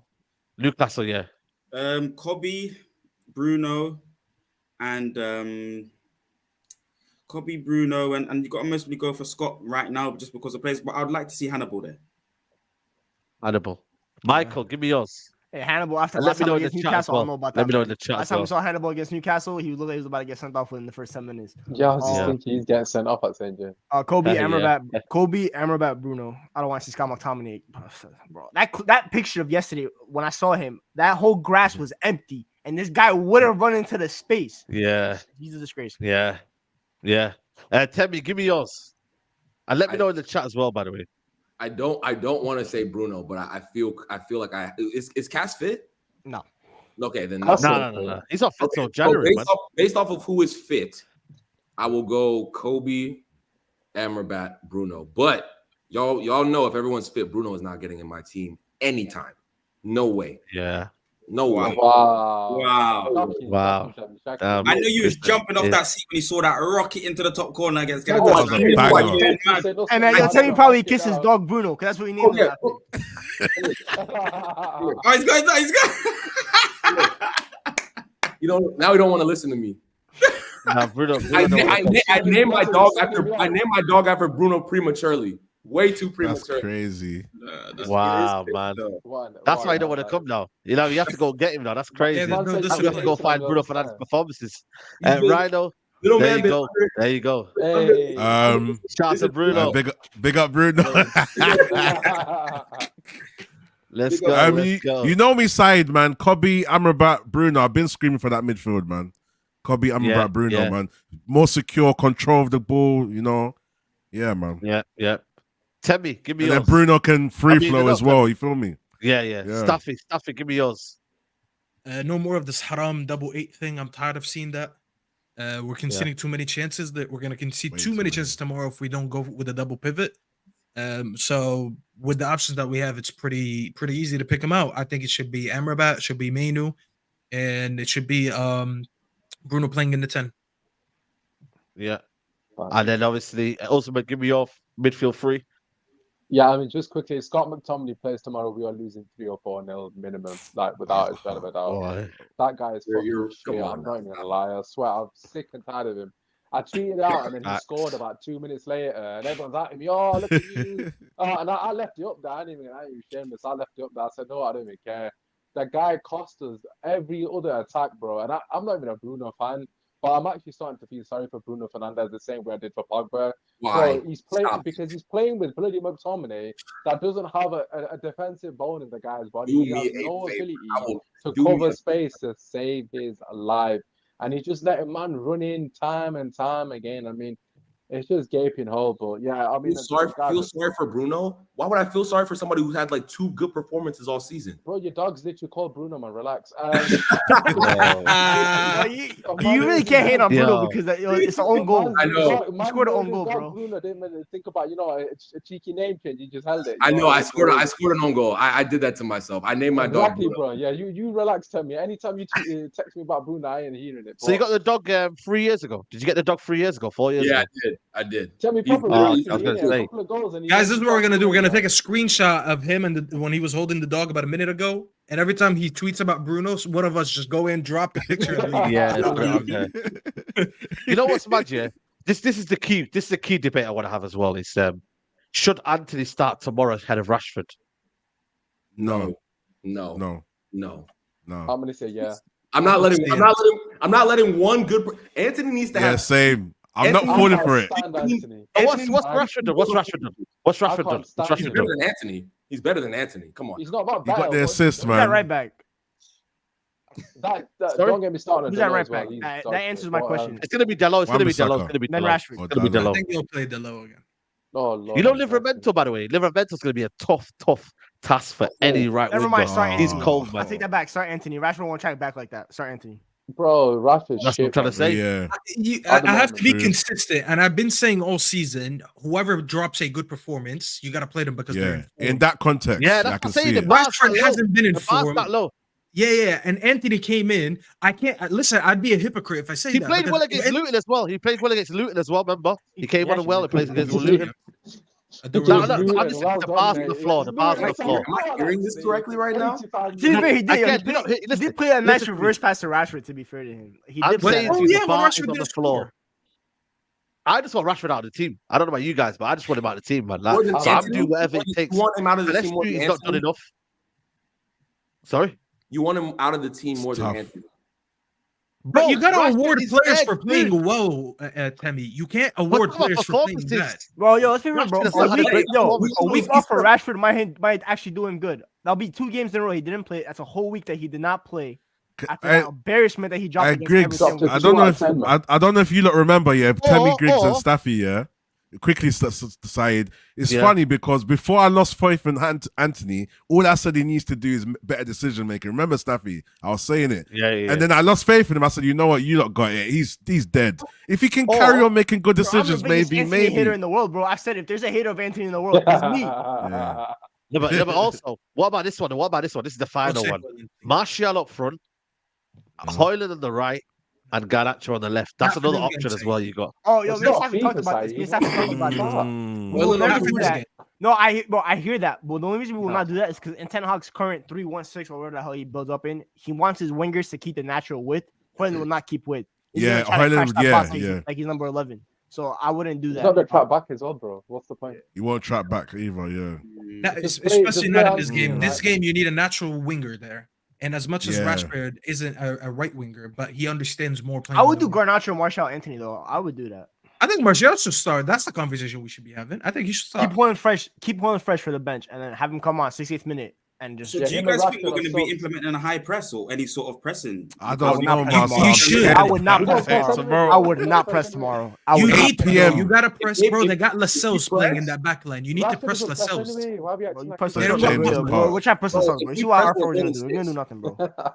Last season, I'm just saying that should be the right approach. Last season, we were confident that Ten Hag would figure it out. Last season was like, yeah, you know what? Now we just don't even know. We just don't know what's going on right now. That's true. You know what's mad, yeah? This is an indictment of Ten Hag, is that we don't know his best 11. We don't know his best front 3. You know, he's changed the back line more than any other manager in the league. So we got injury for that. To be side, bro.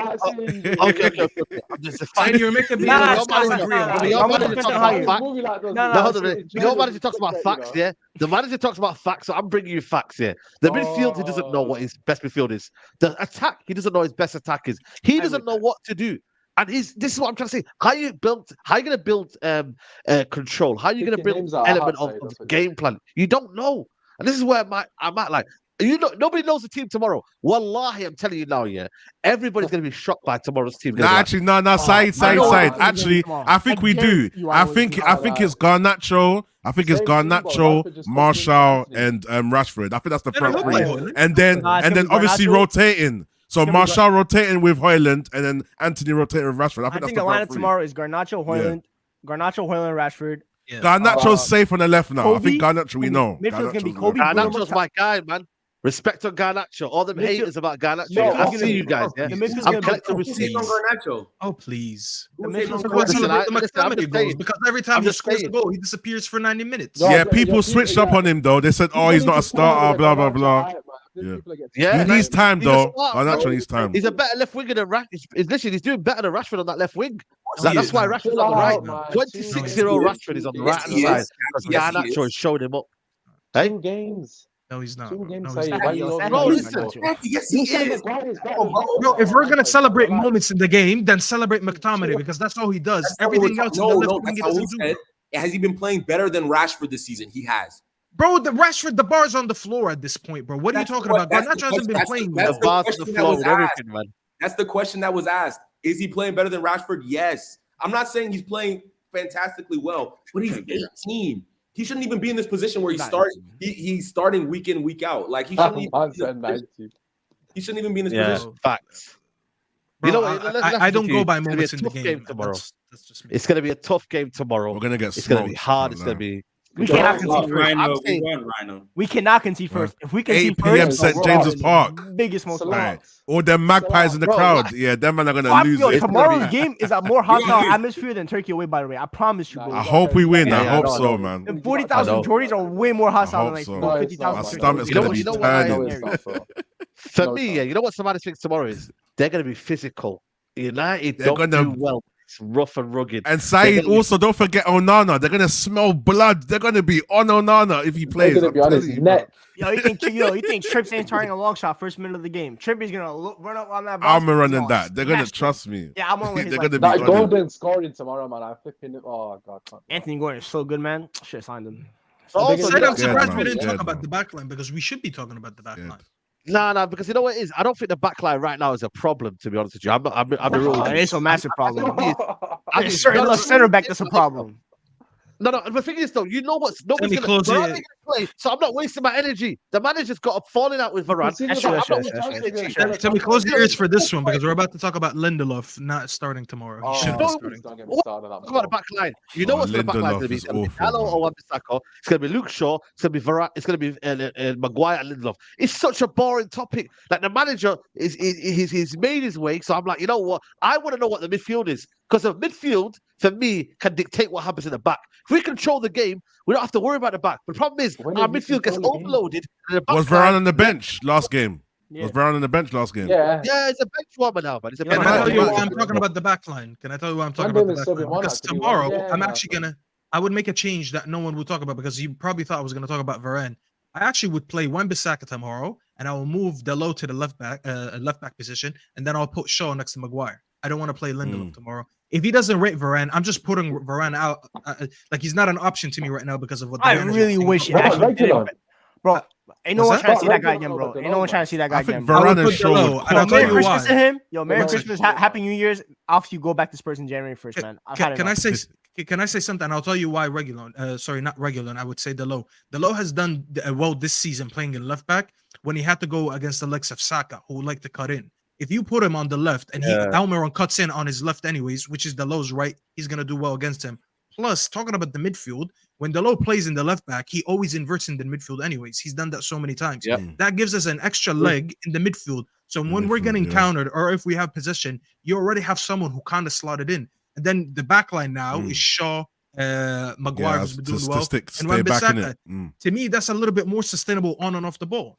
That's not me even talking about Varane. I think the biggest shame is that when he fought with Varane is because if Varane was actually like, if he was still in good terms, you could go with Dalot left back, Shaw left center back, Varane right center back, and Wan-Bissaka right back. That look. He's not taking off Maguire, so don't even. I know, but Maguire's I love that. Varane is Shaw. I love that. That was a sustainable back four last year that we saw. That looked really good. I think that worked against by the way, Barcelona.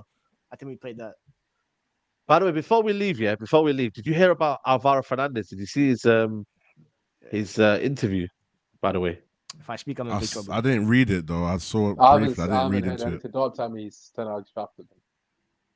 no. I'm just saying he did an interview. Someone told me, messaged me saying that do you want to read it out and whatnot quickly before we wrap up? He just says here, Man United is completely different to Real Madrid. You lived with professionals. You'd go down for breakfast and you'd bump into Max Rashford. I was lucky enough to start very well in England. They gave me the best youth player award, reserve team player award. I supposed to be a lot. I felt a lot of Spanish players, Cavani, who pushed me, encouraged me to look after me. Have no complaints about that. At Madrid, maybe it's more separate. That's what he said there. I think there's another one as well, where he said something as well. He goes here, I approve. This is what he said about Preston. But he said something about his lack of opportunity. Yeah, this is one here. Ten Hag didn't count on me. Couldn't count on him, basically. That's what he said here. What message might United give me that I should go out alone, that Ten Hag didn't count on me, that I should continue to gain experience with him, and we'll see what happens in the future. It is what it is. Obviously, it's one of them with Ten Hag. You have to be the flavor of the month. It's one of them. It's difficult, man, to impress Ten Hag. But I think Alvaro Fernandez. Look at Malacia now. Malacia's out for a long time now. He had a second surgery. Why do you think that took so long to come out, man? It's he had a dodgy, second surgery, man. by the way. Dodgy. He had a second surgery. Second surgery, man. I feel for him, man. It's you know they what, man. Hit that well, man. They hit that well, man. Apparently he didn't get surgery by like a United professional. Like he got surgery like in the Netherlands, like his own people apparently that he trusted. I like him, you know. I like Malacia. Remember Pogba, innit? Remember Pogba did the same. He didn't do the surgery with like United guys and stuff like that. Yeah. Saeed, quick question on the Newcastle game tomorrow, and just for everyone, the whole panel, guys. What do you, are we predicting on a loss, or are we predicting like what do you guys? What's your score predictions on the game? My heart tells me no. My brain tells me yes.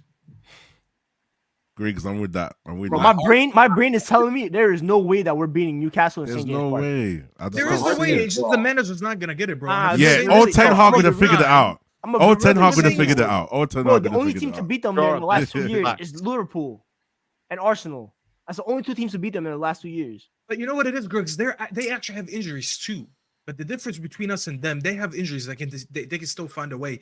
I don't trust this manager whatsoever. And it's crazy. I say this on a weekly basis now on Saeed's channel. Go to all the other debate shows. I always say the same thing. I don't trust the manager to get the midfield right.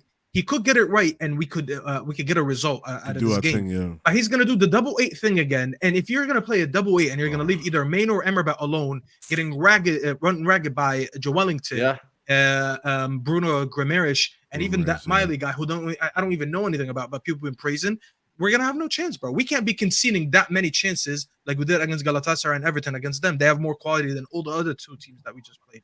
It's gonna be peak, bro. That Miley kid was balling this. PSG, bro. It was crazy. Do you know what? Because they had to invest so much in that game, I think there's a potential for at least a draw, but potentially even a win. They had to invest so much, and they've had so many injuries. So did we, man. Yeah, but they've only got a starting 11 to their name. You know, what do we have? 11 right now. To be fair, we have injuries. Not much to be honest with you, Greg. Well, if you look at our bench, who's really on the bench that really like contributes these days? No, but I think player for player, you know, when Staffy, you know, reconfigurates the back four, like how he said, I think that works well. I think, you know, that everybody's spoken on it, and I think Rhino as well. That front line of Martial, maybe Rashi on the right, Garnacho on the left, it works well. Wait, I have a question. If we go player for player, who's got a better team? You know what? It's quite even. Quite evens, maybe. Maybe it's quite even. Football's not one. But if you go for 15 players, which is a squad game, I think we could still get a dividend out of this. They have a better midfield, which is going to be the issue. They got the better goalkeeper in Nick Pope. They got the better right back in Trips. They got better center. Onana will help us tomorrow. Let me tell you this. Onana will come very beneficial tomorrow. No, actually, Safi's right though. If they high press us, this is where Onana is built for this. I was about to say, like against Arsenal, innit?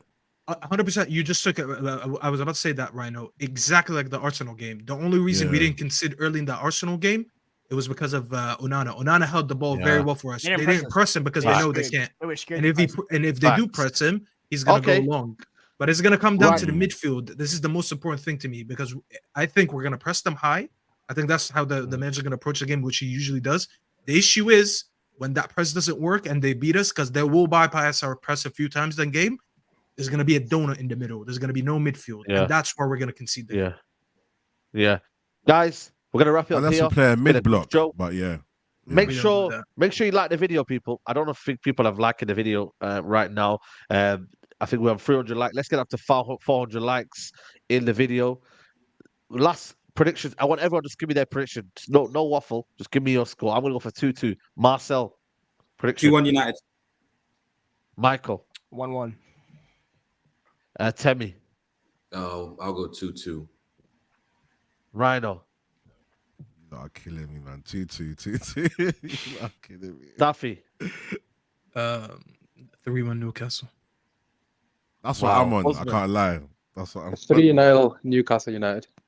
Damn. Yeah. Wow. I hear it. Wow. I hear it. I hear the it. win. Say no more. No, I ain't I saying hear no it. winner, bro. I hear it. I hear it. Usman and Stuffy, I hear it. I hear it. When That's somebody serious, starts, bro. just remember 3-0. That note, pray tomorrow. Pray tomorrow, people. Pray tomorrow. Yeah, listen, I'm going now to play Big Six Pro Clubs. Make sure you come and tune in over there. All right, we're waiting for your Marcel, transfer it's been a request, bro. pleasure. Appreciate you. Yeah, bro. when he's handing there a you transfer go. request, we need a left winger, bro. I don't want to play this Yeah, haram football with Omar I'm getting anymore. some game time over there. Don't worry. I need Getting Saeed some game TV. time No over more there. Omar. Hey, what's good with it tonight, boys? What's good with it tonight? I'm free. Feel me? There you go. There you go. There you go, people. Stuffy, we need to And start Marcel, our it's been game, a man. pleasure. Thanks for coming on, man. Appreciate you, bro, man. Thank you for everyone today. It's been really good, man. So I appreciate you guys. We'd like to do it again, man. After a Newcastle win. Or not a Newcastle win, a United win. against Newcastle. Hey, there you go. Hey, oh, damn. He slipped. Oh, He no. slipped. I meant a That's win brave, that's against brave. Newcastle, but it You sounded. don't believe it, bro. That's what you Yeah, call yeah. a Freudian. That's what you call a Freudian slip. That is- No, I just know you lot would yeah. have taken the wording wrong, so I just changed it. But we're playing Yeah. against Newcastle, so it's gonna be a win for us against Newcastle. Your tongue don't believe you, bro. I Your heard tongue said something different. They're like, yo, no off. Listen.